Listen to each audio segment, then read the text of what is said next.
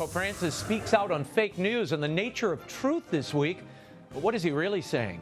Editor-in-chief of the Catholic Thing and member of the papal posse, Robert Royal, gives us his take. And later, Congress avoids a government shutdown for now. But a DACA deal and the border wall are still up in the air.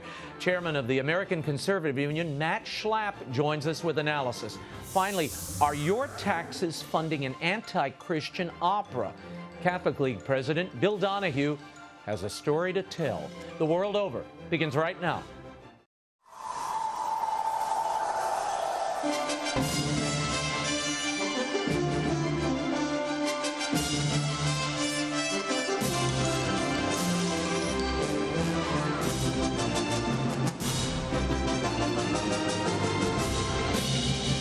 Now, from Washington, D.C., Raymond Arroyo. A warm welcome to all of you joining us in the United States and the world over. Robert Royal, Matt SCHLAPP, and Bill Donohue are all straight ahead. If you'd like to comment on tonight's show, you can send me a tweet at Raymond Arroyo. I'll be live tweeting throughout the show, or you can email us at worldover@ewtn.com. And look, 21 years. Look what I got at last.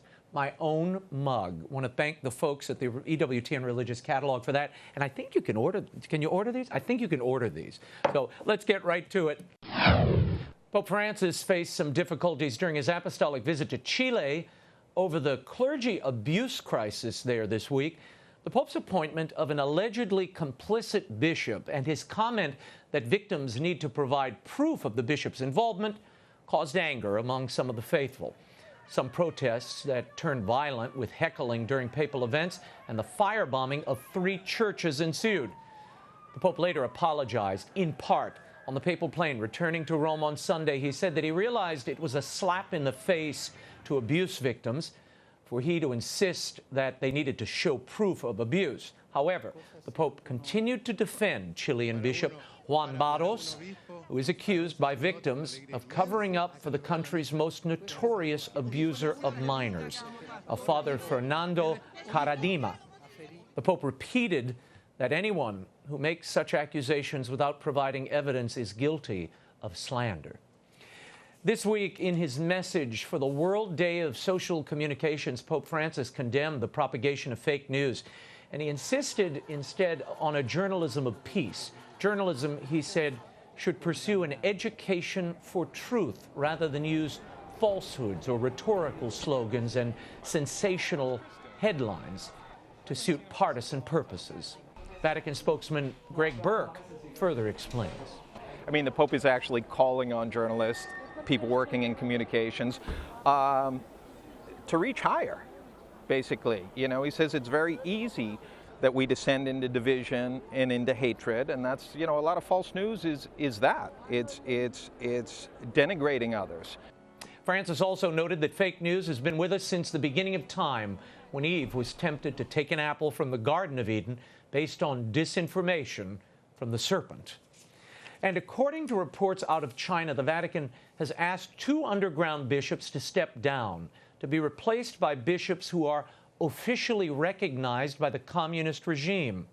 According to Asia News, the Vatican has asked a Vatican-approved bishop to retire in order to allow a state-sanctioned, excommunicated bishop to take his place. Another bishop who was secretly ordained under Pope Benedict in 2006 has been asked to become a coadjutor bishop of his own diocese so that a government-approved bishop can take his place immediately. The Vatican's requests are part of a purported plan, a deal with China, in which both sides would mutually recognize several underground bishops and state-sanctioned bishops. Meanwhile, the Vatican prefect for clergy is calling on the Church to consider ordaining older married men to the priesthood in order to serve isolated Catholic communities. Cardinal Beniamino Stella made the comment in an interview released Monday in Italy. The issue is expected to come up during the 2019 Synod of Bishops related to the Church's pastoral work in the Amazon. Cardinal Stella said an attentive study and a widespread ecclesial discernment are necessary before moving in that direction. His comments are similar to those made by Pope Francis in an interview last year. when he said the idea of ordaining virtuous older men must be considered. Cardinal Stella headed off some of the most obvious objections, namely that this will not mean a change to the usual requirements of the Latin Rite ordinations, and, quote, in no way would lead to optional celibacy. Here with his analysis of these stories and more is the editor-in-chief of thecatholicthing.org and one-third of the papal posse, Robert Royal. Robert, thank you for being here, as always. Okay, I want to jump right in to this statement the Pope issued on World Communications Day. He says, I'm going to quote this, the theme of this statement is, the truth will set you free. And he takes on fake news. He makes a big deal of that. Some are seeing this as a jab at the President of the United States. Is it? Well, there's not a lot of jabbing in this. I think that there's a lot of, general good feeling, goodwill, the way he couches these things. They're very, very general terms. Yeah. But I think actually what was going on here is there was an attempt to, in a way, co-opt this term that Trump has made very popular now. And over in Rome, they pay a lot of attention to what goes the United States in the United says. States.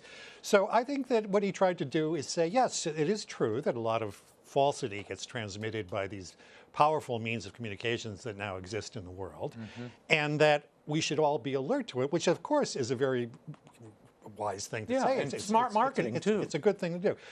I have to say, this maybe is a little bit cynical. I don't think if that had been in there, there would have been much interest in this document. So it may have been a very clever kind of PR marketing hook, tool, to put that in. No, to mention the fake news thing kind of captures the zeitgeist, and a lot of journalists saw it and tweeted it out and reported it because of that. In the message, the Pope says, we'll put this up on the screen, regarding fake news, while advocating a journalism of peace, he said, even a seemingly slight distortion of the truth can have dangerous effects. Your thoughts on that in light of what we've seen over the last few years with Amoris Laetitia and so much controversy roiling and confusion in the church? Yeah. Well, as you know, Raymond, part of my life when I am not doing journalism is I'm kind of in an academic mode, and I'm feeling a little philosophical today. So let me point out that Aristotle was the one who said that small errors in the beginning can lead to large consequences in the end. So the Pope is being very Aristotelian when he says this. Yeah, I suppose if you just took this, I'm joking about all that naturally, but if you just took this at a kind of a superficial level, it's true, but news is not exactly philosophy, and it's not exactly science. News is a kind of an ongoing sifting to see what is true and what is not true. So it's good to warn people that false facts, omitted facts, analyses that are tendentious and whatnot, we all have to become very much more aware of how much of this is actually going on in the world daily. And we're also inundated not only by the old means of communication, newspapers, TV, radio, et cetera, but all these endless social media, the social media thing. I mean, as someone who runs a daily online site, I've got to say I wish people would pay more careful attention, because we pay a lot of careful attention to what we actually write there, every word. But this flow is just so overwhelming that we've got to be, all of us have got to be much more discerning. Which the Pope calls for in the document. And I also think when you're dealing with so much information, it's so important to choose reliable sources to your eyes and over a period of time, and go back to those sources. I try to read 5 papers a day, and then I'm following the Twitter feed, I'm following everything coming in. But that helps align things, put it in some historical context, and you can even track the reporting of certain people. And let's face it, some reporters are better than others. That's just what it is. I want to go back to this message and put this up on the full screen. The Pope makes a reaction that has been, or writes a statement here that has been getting a lot of reaction. He writes, an impeccable argument can rest on undeniable facts, but if it is used to hurt another and to discredit that person in the eyes of others, however correct it may appear, it is not truthful. We can recognize the truth of statements from their fruits. Now, this sounds like kind of situational ethics. If I offend you with what I say, somehow that makes it less truthful. Well, there are a lot of exposés, and a lot of reporters have written exposés that may have brought people down to public disgrace because of the actions, thinking of Harvey Weinstein and others, even some cardinals I could mention, where it was used to discredit somebody, but it was true. Look, we understand what he means there. I don't. We should. Well, I think what he means is we should be reporting, we should be investigating out of a sense of goodwill. Mm-hmm. It's a very broad point, obviously, but I think it's worth saying that that's defensible. Yeah, that there are some people who are just hatefully reporting. Right. The problem, I think, with the way of couching that is that unless there is some pretty sharp examination of people in the public eye, and if you're going to be a public figure, it's almost inevitable that news people are going to come after you. They're going to want to know why you did something. Right. You know, what about this consequence? You were involved with that person. And if they don't do that, if they don't raise those questions, they're not doing their jobs. I agree. Because we know that human nature is fallen. That's the basic. That's the baseline that all human beings. In fact, America is founded on the idea that the founders in the Federalist Papers say, if men were angels, no government would be necessary. Men are not angels.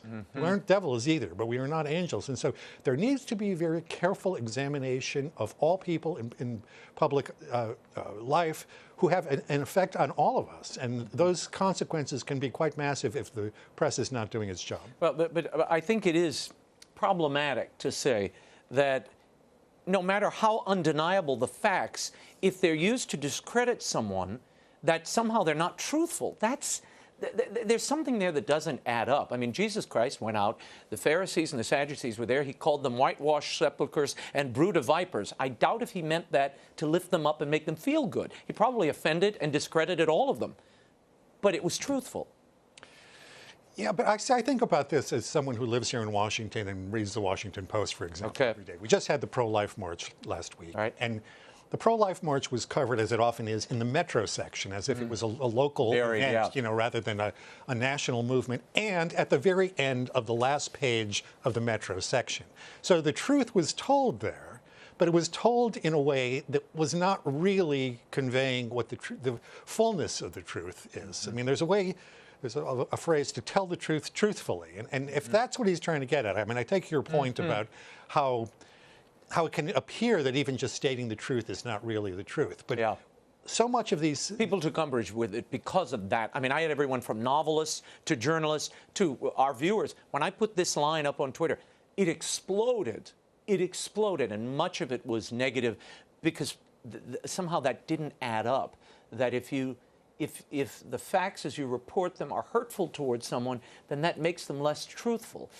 There's something, certainly as a journalist, you just go, no. I mean, I may know something about a Vatican bank official who maybe was copping funds from an account. Well, if I know about that and I report it, or if I know about a Vatican official engaging in drug-fueled parties at a Vatican residence and I report that, well, that ultimately becomes a disinfectant and a cause of good. It's not less truthful because it hurts somebody. No, I agree with you entirely in that sense. Yeah, if we don't hold people accountable, there's no accountability. I think the problem here is he's mixing religious categories and public journalistic categories, which are going to be very, very different because, as I was saying earlier, the role of the public journalist is to expose everything that's out there, and then let this be sorted out by the 5 different papers that you read or the different analyses. The public will. I also think the public has a pretty refined detection of error and fake news. I think they feel it, they get it. Yeah. It takes them a little time, but they figure it out. Now, I think you're always better when you trust your audience and report to them on a level that is not condescending or somehow treating them like children. They can take it all. They can figure it out, and they will. I've seen it over 20-something years.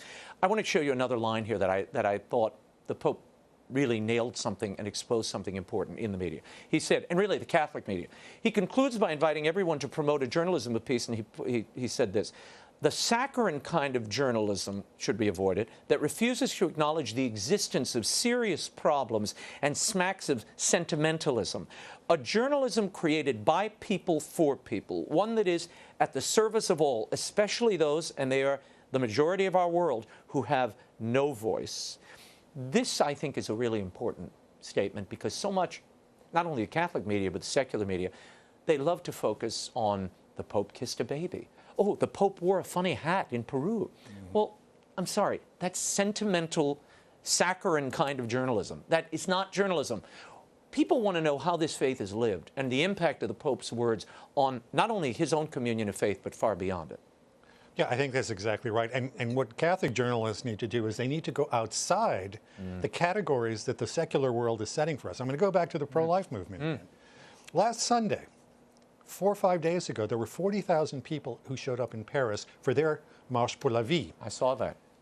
Has that been reported in, Almost nowhere. in English language sources, even Catholic sources? Almost nowhere. No, I saw it on the BBC in a little squib. Right. So what you pay attention to and the context that these things get put into, we heard all over the place that this women's march after 1 year took place, and it was being replicated all over the country and in fact all over the world. And much of the rest of the story, the kind of, if you want to talk about the most voiceless of the voiceless, it's the unborn child. Now, we can talk about the poor in various undeveloped countries and even within the wealthier countries, and that's an important part of this as well. But I think that the Catholic journalist has a special responsibility to find a different paradigm, to use a word that's very popular in Rome these days, and not be led around by the nose just wherever the eagles are all gathering. And journalists tend to operate in a pack, as you know, in the secular world. They all report on the same stories, they get the same press releases, and their point of view is very myopic, yes. I want to talk for a second about at the end of this, the Pope rewrites St. Francis's prayer, and he puts a media spin on it, which I kind of found fun. Well, and I should also mention, when he talks about you have to be a voice for those who have no voice, that was the guiding, I think, star for Mother Angelica. It's the reason she founded this network. She wanted it to be that voice for people who had no voice. And I know at times she got under some people's skin. They were not happy with the truth she told. But one of my favorite lines is, those who love you tell you the truth. Those who love themselves tell you what you want to hear. Right. And I think that's true. That remains true. What I worry about in that remark is that we've had an awful lot over the years, Marxists, socialists, and whatnot, claiming to speak for the voiceless, for the excluded, for the marginalized. And I always call this a bit of ventriloquism, actually. It's first world elites pretending that, what the third world wants or the developing world wants is what they say, this sort of international ethic that exists. It's not. Not any more than, mom and pop down in Louisiana really believe what the journalists on CNN in Washington, D.C. are saying on any given evening. I want to read through very quickly this little bit here, where the Pope says, where there is shouting, let me practice listening. Where there is confusion, let me inspire harmony. Where there's ambiguity, let me bring clarity. Where there's exclusion, let me bring solidarity. Where there's sensationalism, let us use sobriety. Where there is superficiality, let us raise real questions. And he goes on and on. Where there's hostility, let us bring respect, falsehood, truth. The one missing ingredient here, I think, is, and it is not addressed here. When you're in a global media apparatus owned by increasingly a handful of conglomerates, with a motive of profit as its end, that becomes increasingly difficult to do because of the speed with which you have to change stories. Look, we have 15 minutes to talk here, 20 minutes or an hour. If you're at a secular network, you're lucky if you get 3 minutes. That's a big segment because the attention span of the audience is short and they are catering to advertisers. That changes the nature of journalism. It really is just a come on for the next advertisement. That's what you're doing there. Here it's different. We're here to serve you because you're supporting us. That's the different model. And I think that's why this is so important. What PBS does is so important. You need to have those entities that are supported by people so they're getting more time and the stories they want to hear. I think even the print media, though, is doing the same thing. I mean, there's a tendency to want to shout so that people pay attention. I'll take the example again of our hometown newspaper here, the Washington Post, which has adopted this very funny saying in the era of Trump, democracy dies in darkness. Dies in darkness. Well, it might also die if you light bonfires all over the place, which is what they do. The front page is every day is the latest outrage, and if they don't do that, I think they will not draw a readership. It's a very serious problem. So, look, this statement, quite apart from the fake news element of it, it's a little bit anodyne. It's very general. It's feel good, let's all promote peace and harmony rather than conflict. But in the political world, conflict actually can help because it keeps one side or the other from becoming too dominant. And since, as George Washington said, politics is not philosophy, the way we kind of get a rough approximation of truth in politics, other than on those moral points like marriage, right to life, etc. The way we get at the truth is by the ebb and flow of different points of view. Well, I love that he gave us a chance to talk about this and share some opinions and thoughts on the media, because I think it's helpful for people to put it in some context. Let's talk about a big story. When the Pope was in Chile, there were protesters who approached him about this Bishop Juan Barros, who is accused of protecting negligent clergy who assaulted children. The Pope rushed to this bishop's defense, saying, without evidence of truth, it's calumny. No, there's no reason for me to discipline him or do anything. I'm paraphrasing. Your thoughts on the way this played out and his approach? Cardinal O'Malley eventually, I think it's fair to say, reprimanded the Pope in a statement, saying you really hurt these victims of sexual abuse, and the Pope backtracked a little bit. Yeah, it's hard to understand why he has been such a strong supporter of Barros. Just this morning before I came in, I read a story in the New York Review of Books, which is a very secular, rather left-wing, but a good book review. I tend to read it because I want to get a sense of what is in the culture that's kind of strong. And there's a very good article by Ariel Dorfman, who is a Chilean and who knows the church in Chile rather well. And he says that he believes that the Pope himself was accused wrongly, he believes, during the dirty war in Argentina. And he's been hammered by the media for that, and he thinks that the left wing is, and foolish people have accepted a false story about him. And so he's been inclined to think the same thing about Barros. Right. The problem is, in the Barros case, that Barros was removed, and there are living victims of this awful priest, Kadzima, I think his name, something like that. There are living victims who claim that the bishop either saw what was going on, knew what was going on, and did nothing about it. Now, if you wanted to take a kind of prudent approach to this, it seems to me you would have said, look, I find nothing wrong with this, but I will appoint Bishop Barros to whatever other office. To force him into that diocese with people who are victims reacting to this. Even some of the Pope's strongest supporters have been saying they don't understand why he insisted on doing this. And as Ariel Dorfman says in his article in the New York Review of Books, he thought uncharacteristic of the Pope that he burst out in anger at the end that this was all calumny, there was no proof. And the word proof was the thing that got Cardinal O'Malley moving, because proof, evidence, testimony. I mean, these are things that sound very litigious and removes you from the spiritual and moral sins also being committed here. But it's an unforced error, I would say. I think that there are other ways. And the Pope, and we should say, the Pope on the plane home apologized. He said, I used the wrong word. I shouldn't have used proof. He continued to back Barros, by the way. But then he said, I realized those words were a slap in the face to people and to the victims. But he's still backing the bishop for whatever reason. Let's talk very quickly about a story just breaking now in China, and this is really concerning. We have had Cardinal Joseph Zen on this program over many, many years about the situation of the underground church, a persecuted church, faithful to Rome. They've died, they've bled, they've lost houses and social position over their faith. Now the church, a formal Vatican delegation, is asking 2 Chinese bishops to essentially step aside for these illicitly ordained Chinese government counterparts, the members of the Patriotic Association who are now bishops. And one elder bishop is saying, I'm not going to resign, I'm not going to retire. The other is saying, I refuse to operate under in obedience to this fraudulent government-chosen bishop. They don't recognize them. The Vatican seems to be trying to find some mutual recognition here between themselves and the Chinese government. Where do things stand? Well, we don't know because they haven't really revealed what the underlying agreement is going to be with the Chinese government. But I've got to say I'm very disturbed, and I agree with Cardinal Zen very much. This is a heroic people who have tried to resist a communist government, which is, as we even speak, destroying churches, burning churches, and oppressing Christians of all denominations, but Catholics among them.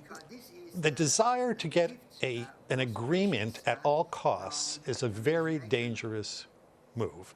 One of the things that I remember when Cardinal Zen was here last spring, and I've had a long history, I've written a book about modern martyrs, Yes. and I've spoken with representatives of the Chinese government here. The ones who deal with religion, I think, are the biggest liars I've met in 30 years living here in Washington. They come here and they lie to your face and they tell you, oh, well, that was just some local official and, that blew up that church. And we don't really believe, but this is a controlled society. Yeah. We know what they do. Cardinal Zen insists that you cannot trust a regime like this. We're Americans. We are vigilant about our own American regime because we know human beings are fallible, they can be corrupt. We've got a regime that's essentially a very clever, soft tyranny, and sometimes not so soft, that is engaging in negotiations that, are they going to live up to them? The Chinese play a long game, as we often joke. Someone once asked Ho Chi Minh, Chairman Mao, what he thought about the French Revolution. He said, it's too early to tell. It's been only 200 years, They play a long game. So, if they can get Rome to kind of agree to something and then just by salami tactics take over further down the line. Well, the fact that last year they were ripping down crosses from churches, knocking churches down and arresting clergy tells me this is another piece of that regime trying to co-opt whatever faithful remnant remains. And what Cardinal Zen is saying, and we should also report, Cardinal Zen got in line to go see the Pope today.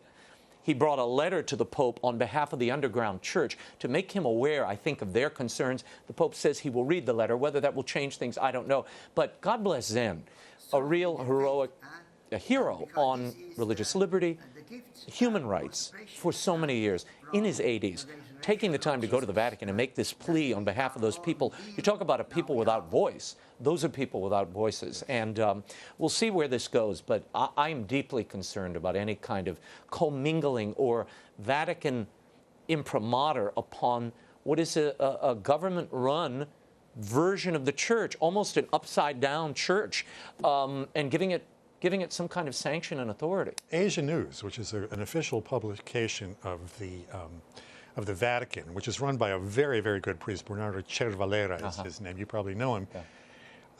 They immediately stepped out and said this is a bad step for us, that this is going to betray people who have been heroic witnesses in our time.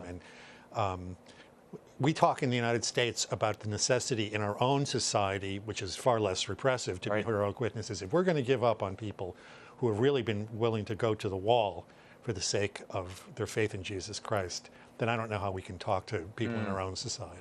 Robert Royal, thank you as always for being here. My pleasure. And we will stay in touch. You can always find Robert's commentary at thecatholicthing.org.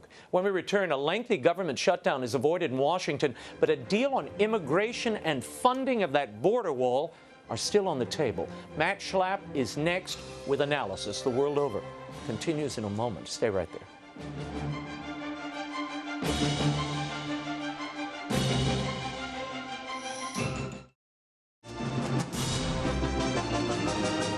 Now, once again, Raymond Arroyo. Welcome back to The World Over. Some news from here in Washington. It's back to square one on immigration, DACA, and the wall. After a 3-day partial shutdown of the government that produced nothing but a promise of a fair Senate debate on the issue, a bipartisan group of 36 senators met privately on Wednesday in search of a compromise package of legislation that would be the starting point for the Senate debate. Meanwhile, Democrat Minority Leader Chuck Schumer rescinded his offer to fund the Trump wall in exchange for DACA protections for those immigrants brought to the country illegally as children, the so-called Dreamers. The White House said Schumer made no such offer. The president is indeed making his own framework available to members that Sarah Sanders, his spokesman, said members of both parties can support. Trump has also indicated that he might be open to a pathway to citizenship for Dreamers, which we'll share with you in a moment. Senate debate is expected to begin February 8th, when the next budget deadline looms. Meanwhile, at the World Economic Forum in Davos, Switzerland, President Trump threatened to withhold aid from the Palestinians until they return to peace talks with Israel. The threat came a week after Palestinian leaders refused to meet with Vice President Mike Pence during his visit to Israel. Sitting beside Israeli Prime Minister Benjamin Netanyahu, Trump said of the snub, "They disrespected us. by not allowing our great vice president to see them. Respect has to be shown to the U.S., and we're not going any further. Pence told Israeli lawmakers last week that the U.S. was fast-tracking its embassy plans, aiming to move it from Tel Aviv to Jerusalem by the end of 2019. Here to discuss all of this and more is Chairman of the American Conservative Union, Matt SCHLAPP. Matt, thanks for coming in. Yes. I've got to start on this DACA deal. Yeah. There is no deal. Well, it's coming. They hope it's coming. Right. Senator Chuck Schumer pulled the funding of the Trump wall off the table. He said, I made the offer last week. It's off this week. Will that impact the outcome here? Not at all. I mean, Donald Trump is doing something that he said he would do, is he's showing people how he makes deals. And I think he's kind of outmaneuvering the Democrats. I'm being charitable, outmaneuvering the Democrats a bit. And Chuck Schumer can take that money off the table. In the end, if those Democrats want any legislative fix on DACA, they'll be building a wall. And more. Now, I want to play something for you. This is the president talking about if he was open to citizenship for those 800,000 or so DACA recipients. Watch. Over a period of 10 to 12 years, somebody does a great job. They've worked hard. I think it's a nice thing to have the incentive of, after a period of years, being able to become a citizen. Now, to a lot of people hearing that, they thought the president is opening the door to amnesty. That's right. What's happening here? The president is opening the door to amnesty, and the bargain he's trying to strike is you're never going to get funding for the wall. You're never going to get 60 votes, which means you have to get 8 Democratic votes in the Senate for funding for the wall. You're never going to end family chain migration outside the nuclear family, the husband and the wife and the child. Right. And you're never going to end the diversity visa lottery program, which is a program that says we're going to make sure that we pull from every corner of the globe, no matter what their skills and needs and what our needs are. It's an insane program. You're never going to get those reforms without talking about this group in DACA. How many DACA people are there really? We heard 800,000. Yeah, I saw another thing that said the Dreamers are 3.5 million or maybe more. That's right. By the way, when you call something a dreamer, call a person a dreamer, any Democrat or any politician can come up and say, well, this is a sympathetic person, that's a sympathetic person. Really, our laws are not to countenance sympathy as much as they're to countenance what the legislative chamber says the law is. And the legislators are the ones that consider the sympathetic cases as they come up with the law, and then judges are to execute the law. The problem in our immigration system is we're so far afield from those basic concepts, and who is a dreamer, who isn't a dreamer, who's in DACA, that's all part of the negotiation. 2 weeks from now, we're going to face another government shutdown, I think, probably over this same issue. Now, the DACA thing, the expiration really doesn't happen until March. But and that's not even necessarily a real deadline. Yeah, that's just the president all wrapped of the this program can up. slip. They don't have to come up with a deal in 2 weeks. Right. There's no real timeline on that. No. The Democrats are going to they're not going to be able to shut down the government again. That was too much of a political disaster for them. The idea of when the real deadline is on the legal status of these DACA people, by the way, most of them are adults, they're not children, right. that can be extended. So what I would say is everyone take a breath, even if you're a senator. If you're going to do something like this, try to do it in the very best way you can, including taking the time, because you're going to have to get this bill with the votes of conservatives in the House, and they are going to be very dubious of any amnesty at all. And you think we're going to see a wall, an end to chain migration, end to the visa lottery, and maybe some kind of citizenship path for these DACA? I think we're at least a legal status. I think that might be one of the things that that might get changed. But I think we're going to see a package. Whether or not it has the votes to become law, I think that is a very open question. I'm not smart enough to know. Well, you saw that Harvard Harris poll this week where you had 60+% saying they want a wall, they want a physical wall. You had 79% saying we want a merit-based system, not a family-based immigration system. So it's clearly not just Donald Trump and a couple of crazy people who believe this. It's a vast number of Americans. The problem with immigration is it's filled with lingo, right? And there's a lot of politics of race, politics of ethnicity interwoven in all this. But what the American people want, and because we've had so many elections on this, they want that southern border to be secure. They only want people coming in this country who are legally allowed to come in this country. Yet we're compassionate. We're a compassionate people. We're a tolerant people. And we understand that the question about immigration in our economy is a very real and important question. It's had a good impact, but it can also have a very nasty impact. And that's one of the things we've seen with people who are left behind mind of the American economy. The president tweeted something out this week I want to share with you. We'll put it up on the screen. He said, "Great to see how hard Republicans are fighting for our military and safety at the border.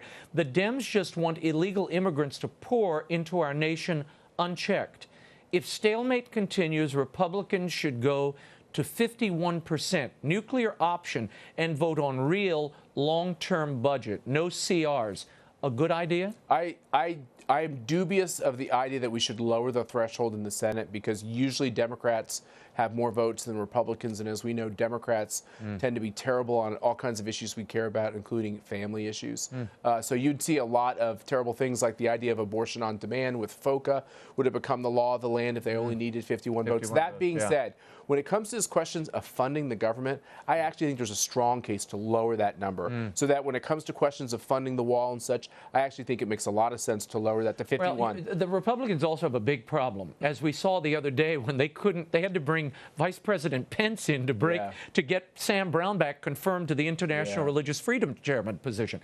The margin, though they are in the majority, when John McCain is at home suffering from cancer treatment, Thad Cochran can't find his way to the chamber without assistance. That's right. You're down a number of votes. Yeah, look, the voters need to understand something as well, which is, I think with age comes wisdom, but there does come a point where it's okay for voters to say, you've served admirably, and it's time to get a fresh set of legs. And when you have so many senators that really can't do the job day to day, it's put the Republican majority in needless risk on these important votes.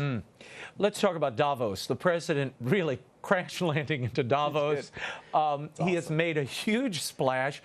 As I was watching this, I almost thought, this is like the papal receiving room. They all come in. He's in the same chair, but the world leaders keep changing in the chair next to him. Let's get the president a white suit. I think he can pull it off, personally. A white suit and a ring would suit him well, as long as it's a big, beautiful ring. The president, at one point, he met with Bibi Netanyahu, the Prime Minister of Israel. Bibi is sitting there, and the president has this to say about funds and funding the Palestinian state. Watch. That money is on the table, and that money's not going to them unless they sit down and negotiate peace. So I will say that the hardest subject they had to talk about was Jerusalem. We took Jerusalem off the table. You won 1 point, and you'll give up some points later on the negotiation, if it ever takes place. I don't know that it ever will take place. How does this end? It seems to these eyes that you have a unorthodox but savvy world negotiator who've at least gotten the attention of the leaders in the Middle East in a kind of surprising way. Yeah, and he's active. He's not passive. He's not listening to bureaucrats in the State Department saying, take one careful step after another careful step. He's using his gut. He's using his intellect. He's going right towards the problems. I think it's incredibly refreshing. And by the way, it's not just Jerusalem he's taken off the table. He is saying he's taken this Iran deal off the table as well. He's pretty much handed Bibi Netanyahu all the security questions he needs resolved. Bibi Netanyahu is ecstatic over the fact that we have a new American president. And I think many key world leaders are as well. Well, the fact that he said, look, you got 1 point, but you're going to have to give up some points too. That couldn't have made Bibi That caused a flurry of activity with advisors behind the blue screen from the State of Israel. You bet. And now some will say, Bibi got everything he wanted. Netanyahu has everything. There's no reason for him to go there. He got the big things, but the question is, as we all know, it comes down to the details on all of these plans. And actually, Netanyahu, of all people in the globe, would love to find a way to figure out how to bring security to the people in his country and in the region. It's in his interest. By the way, the Israeli economy is like gangbusters. It is really, it's really starting to step up to be a world leader in these economic questions. So security must go along to make sure that that continues to happen. What do you make of this Davos appearance? I mean, the president he's taking selfies with these people. Theresa May, the Prime Minister of the UK, appears next to him. They've had a kind of tense relationship. She's been critical of some of his statements of late. There was a canceled trip to the UK, and yet today he sits out there and says, you know, we like each other very much. I like her. She likes me a lot. And I thought, Where's this going? When it's over, she invites him to visit the UK again. He's actually a fabulous diplomat. He actually has interpersonal skills, and when he is there present in person with these leaders, it just works. And I think actually going to Davos, as someone who's a conservative and not really a globalist, I kind of winced when I thought he was going there. But, he's bringing Trumpism to Davos, and it's actually delicious to watch. Well, there are some polls indicating that among diplomats, global leaders, the standing of America has dropped in the world. Yeah. And they say he is diminishing America on the world stage. Right. You would say what? Just the opposite, which is America is a force to be reckoned with. We're an economic force to be reckoned with. They can't take our votes in the UN Security Council for granted. They can't assume that we're going to do the thing that we've always done for 50 years. There is a new sheriff in town, and it makes them uneasy, and it makes me very happy. Well, that's probably why they degrade. They say, well, right. their place has fallen in the world because they won't take the meetings with us anymore. That's probably what they're saying. I want to somewhere Hercule Poirot is turning in his grave, and that doesn't worry me too much. Okay, I liked Hercule Poirot. Okay, sorry about that. He was kind of a fair, a man of justice. I always liked Hercule. The mustache I could have left. Let's talk for a moment about the Mueller investigation. Right. This thing has been going on forever. There are flying charges that they're corruption or charges of bias in the Mueller team. On Wednesday evening, the president was cornered in the White House. He was asked if he would be willing to testify before Mueller. Now, this has been a greatly contested moment. The White House has been mum and the lawyers about the president ever going before them. Yet here's what he had to say. Are you going to talk to Mom? I'm looking forward to it, actually. Do you have a date set? Just so you understand. There's been no collusion whatsoever. There's no obstruction whatsoever. And I'm looking forward to it. I would do it under oath. You would, yeah. Absolutely. Now, the White House lawyers are, of course, quietly backtracking on this. Yep. Was this a good thing to go out and commit in the public arena? That absolutely. You were willing to take this? Yeah, absolutely. He said over and over again, Sarah Huckabee Sanders has said the same thing, that they are fully cooperating with this investigation. That's the right. Look, the president doesn't feel he has anything to hide. He feels like he has broken no laws. He feels like his campaign broke no laws. He spent a year on this thing. It's like enough already. If you want to know the answers to these questions, I'm happy to give them to you. If a lawyer steps in the way and tries to negotiate better terms for that lawyer's client, I'm fine with that as well. You would support him going and not only testifying under oath, should he do it on camera, which has been talked about? I would not do it on camera. That would be if he was asking me my advice, I would not do it on camera. That just creates drama. Yeah. And, if you've ever been in a deposition, and most people have, there are always moments when it's hard to remember something, or you're not as smooth, or you don't come across as winning as you do in other parts of the deposition. So I think actually I would not advise the camera. Now, but the president who came from television, you're right. He might like that camera because he feels like he has nothing to hide. Remember, Ronald Reagan, when he testified, he did it in a written form. That's right. It was a written deposition. With Bill Clinton, as a Whitewater investigator told me yesterday, we brought the cameras in. Now we may regret that. Yeah. Because it may have set a standard, and they might insist that the president testify on camera. Although, remember with Bill Clinton, that was because he was in a lawsuit brought by Paula Jones, which then turned into a video. So, there are all kinds of permutations on this, and the president is still a citizen of the United States, and his lawyers have the right to negotiate how he testifies. All right, we'll leave it there. Matt Schlapp, thank you as always for being here. You can learn more about Matt Schlapp and the American Conservative Union at conservative.org. Up next, Catholic League President Bill Donohue joins me to discuss a controversial musical, Jerry Springer the Opera, and how you may be footing the bill for this production. The World Over returns in a moment. Stay right there.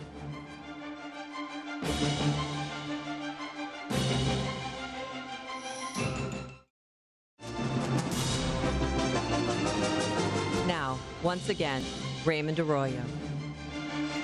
Welcome back to The World Over. Some quick stories to share with you before we go to our guest. The U.S. bishops are commending recent anti-abortion and conscience protection efforts by the Trump administration. This past week, the U.S. Department of Health and Human Services announced the creation of a new division on conscience and religious freedom within its Office of Civil Rights. Its mission to protect medical providers, doctors, and nurses who refuse to participate in abortion, assisted suicide, or other procedures on moral or religious grounds. Eric Hargan, Acting Secretary of Health and Human Services, put it this way. The federal government and state governments have hounded religious hospitals and the men and women who staff them, forcing them to provide or refer for services that violate their consciences when they only wish to serve according to their religious beliefs. Following the announcement, Cardinal Timothy Dolan, head of the pro-life activities for the bishops, and Archbishop Joseph Kurtz applauded HHS for its, quote, significant actions on the matter and taking seriously its charge to protect these fundamental civil rights. The bishops also commended HHS for rescinding the Obama-era requirement that states provide Medicaid funding to abortion providers. And in Alabama, legislators are taking a different tact in the battle against same-sex marriage. With gay marriage now the law of the land, the state is moving quickly to take its marriage law off the books. By a 19-to-1 vote, the state Senate voted last week to abolish judge-signed marriage licenses, thus protecting those who might have moral or religious objections to sanctioning gay marriages. Instead of a license issued by a probate judge, couples would simply sign and submit a form. They would no longer need a wedding ceremony, but could choose to have one. The legislation passed the House Judiciary Committee on Wednesday, and a full vote of the Alabama House could happen as soon as next week. And now to something entirely different. A notoriously profane opera opened off Broadway. My next guest had a press conference here in Washington to talk about it. Watch. The script is demonic, and I don't use that word promiscuously. If you read the script, if you see the presentation as I have, what it does is it basically transfers good and evil. Jesus is not good, Jesus is evil. That was Catholic League President Bill Donahue talking about a controversial musical opening in New York this week, Jerry Springer the Opera, produced by the New Group. My next guest held a press conference in Washington, as you saw there, to decry this musical, and there's something more. Bill joins us now to discuss this off-Broadway production. Bill Donahue, thank you for being here. Why focus on an obscure off-Broadway play, Bill? Some will say you're drawing more attention to the production by protesting it. Well, you know, when it debuted about 15 years ago in England, a very secular country, tens of thousands of Christians protested. If we get no reaction in this country, then shame on the Christians for this. Look, if this were not funded by the public sector, and I'm going to talk about that in just a second, if it was just privately funded, I would still raise objections because it is the most vile, obscene, anti-Christian performance ever seen on the stage. And I've seen and I've heard and read about an awful lot of others in my tenure, about a quarter century at the Catholic League. This is number one. So if we don't say anything about this, then we're pretty lame. What makes it particularly egregious is the fact that the New Group is the producer of Jerry Springer the Opera, and it gets most of its money from the public sector. I know that because if you go to Charity Navigator, which monitors nonprofits, they don't even rate it because they only rate those agencies which are getting a large share of the money from personal contributions. It gets most of its money from the National Endowment for the Arts, publicly paid for by everyone who's watching this show right now, as well as two New York ones, New York State and New York City.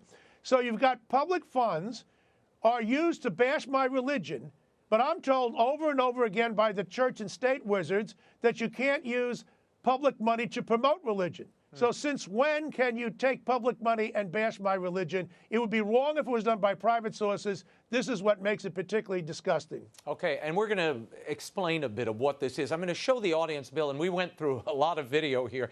There's very little that I can really share with the audience because it is profane. Right. There are a lot of horrible language used, and some of the imagery is upsetting. But this is the character of the Virgin Mary. Now, I don't know why the Virgin Mary and Jesus figure in a Jerry Springer opera. Even the man himself has distanced his name from this production, but I guess he's a public figure, right. So there you go. This is the Virgin Mary character singing "Where Were You" to Jesus. Watch a little bit of this.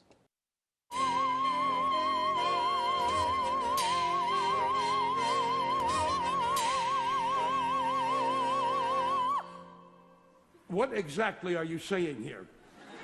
So there's a little taste, Bill. What really upsets you about this production? What particularly do you feel is anti-Catholic or anti-Christian?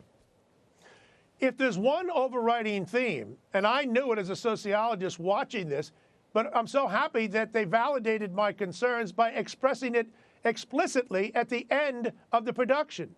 They say, for example, there's no such thing as right, there's no such thing as evil.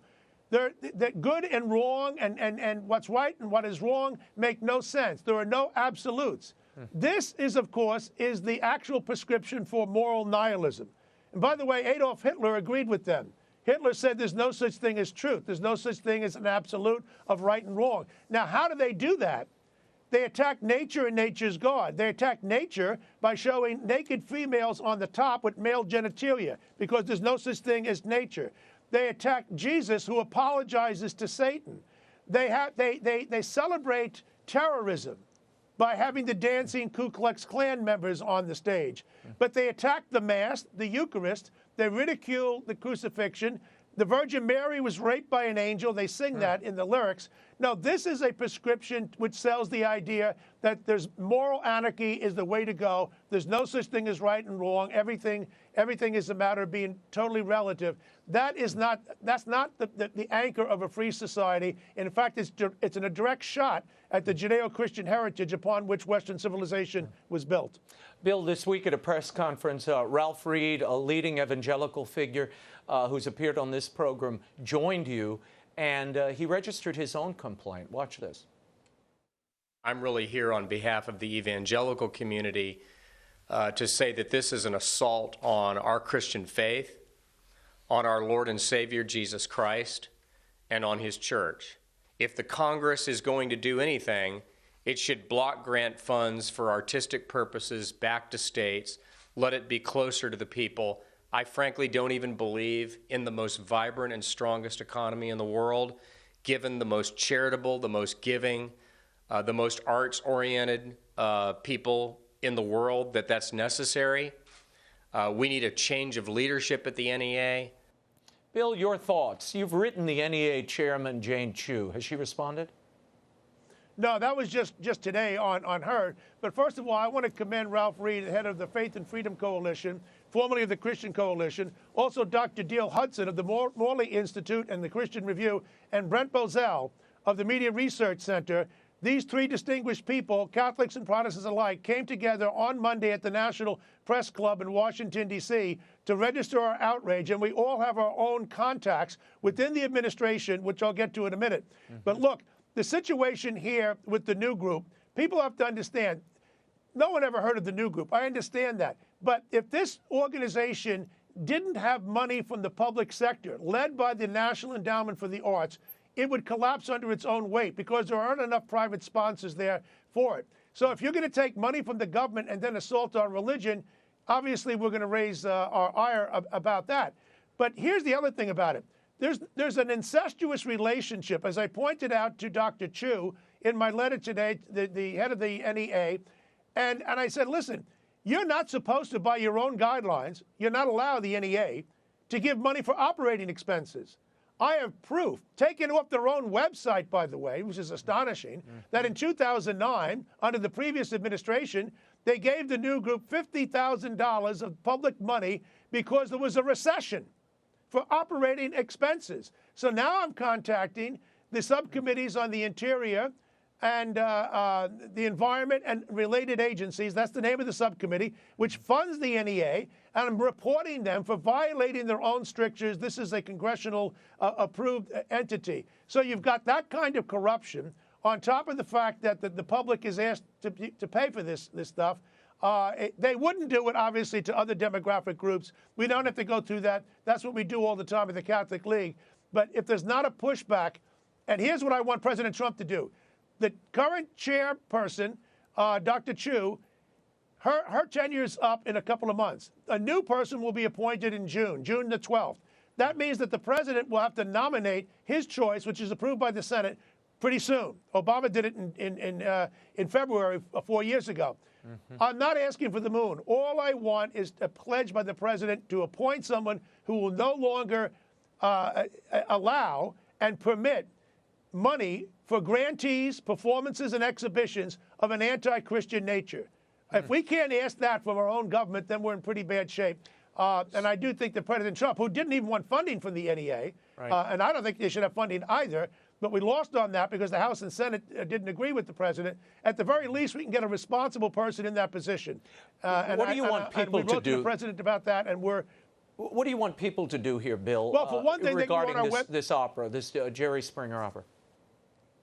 Well, obviously, they can contact all of their own people that they have in the Congress to get the word out to the president and write to the president. But you can go on our website and look at the statement that I put out about the Springer Opera and the letter to the NEA chairman.